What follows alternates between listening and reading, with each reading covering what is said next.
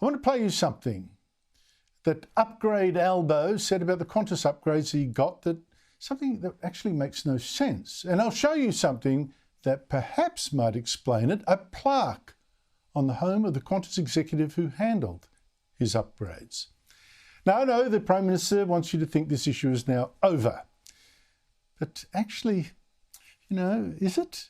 Anthony Albanese says he did not ask his mate, Qantas boss Alan Joyce, for freebies, for upgrades, for even holiday trips overseas. He specifically did not ask Joyce for upgrades, even when he was Transport Minister, overseeing airlines like, well, Qantas.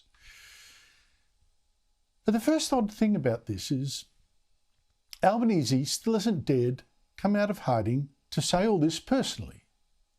He's just put out a statement last night and then a clarification today because the statement was so rubbish. Otherwise, he stayed in witness protection for the past 2 days, actually hiding from journalists. 2 days. And no wonder. You see, last night Albanese said no, he hadn't called the Qantas boss to ask for any of his couple of dozen upgrades, including for holidays to London, Rome, Honolulu. But as I pointed out, Albanese did not deny in that statement that he'd asked anyone else at Qantas for these freebies, worth at least $200,000 by my count. But now he has. This morning, we learned that Albanese has texted 2GB's Ben Fordham saying that neither he nor his staff contacted Joyce or anyone else in any way asking for upgrades. Case closed. Is it? Now, for one, it is bizarre that it has taken 6 days of punishing media coverage before Albanese finally denied asking Qantas for these upgrades. 6 days. Albanese said, oh, well, look, I had to check records. But seriously, wouldn't you just know if you'd actually asked for freebies as valuable as this? I know you might not actually know when exactly you flew. You might not remember that or remember exactly when you might have called someone. And sure, if you want to consult the records, I can understand that. But surely it would stick in your mind if you'd actually asked for an upgrade. I've only had 2 upgrades in my life, but I can remember very clearly how they were offered, not asked for. So that's one issue. But there's something else. This issue really took off after Albanese's car crash press conference on Tuesday when he was asked about these claims in a new book by journalist Joe Aston that he'd asked Joyce for freebies. Now, this part of his answer always seemed odd.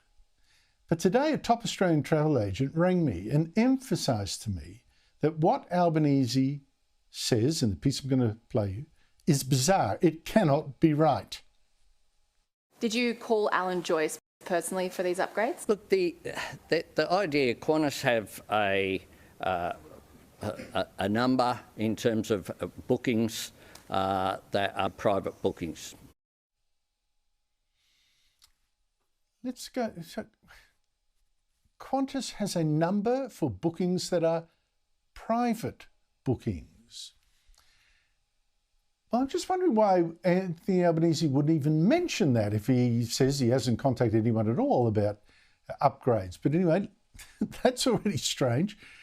The travel agent, who's himself a member of the Chairman's Lounge, asks, what number would that be? Now, Albanese certainly can't mean really, the 13, 12, 11 number where you key in your frequent flyer account number to handle, account inquiries. That's just for managing bookings.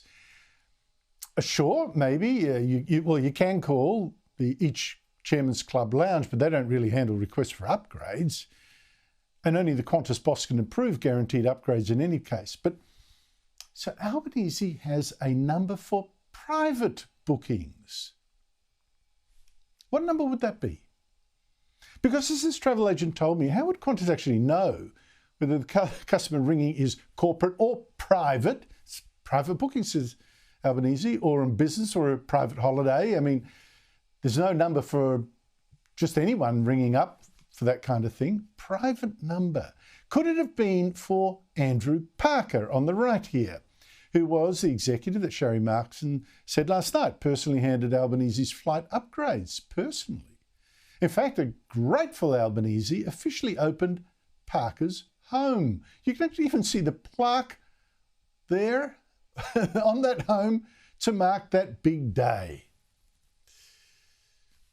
But as I said, Albanese now denies asking anyone at Qantas at all for upgrades. So believe it or not. Now, there's just one last thing I should deal with here. The government is throwing all sorts of mud today to try to bury this story. And one that it's tried is what I actually covered last night.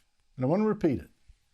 You know, it's that, but look, that Peter Dutton, what a hypocrite. The opposition leader himself actually took flights on a private jet organised by billionaire Gina Rinehart. Like it's somehow the same. Well, let me repeat. In 2 of those 3 flights Rinehart gave to Dutton, Dutton was actually doing Rinehart the favour, not the other way around. He was letting her fly him to her mine sites in the distant Pilbara. Otherwise, he wouldn't have gone. Now, the third was to go to a Bali bombing commemoration in Sydney after Dutton was stuck in Queensland, couldn't get a commercial flight with the government refusing to bring him down to Sydney by a VIP jet. Stuck. So, yes, he did contact Gina Rinehart. Asked for the flight. Well, tell me if this sounds to you anything comparable to Albanese asking, allegedly, for upgrades even on holiday flights. And at that point, I think we had a charter estimate which was about $40,000 to fly from Rockhampton to Sydney and then back to Mackay. I thought that was very expensive, and the cheaper option for the taxpayer was for my office to speak to Mrs Rinehart's office as to whether the plane might be available. That was at zero cost to the taxpayer, and that's, I don't think you'd get as clear a statement as that from the Prime Minister, but that's what happened. Look, it may well now be that we will never be sure that Albanese has given us the truth about these upgrades after 6 days of him thinking about it. But for me, the doubts do still remain. I mean, did journalist Joe Aston and his Qantas sources for his book really just make it all up?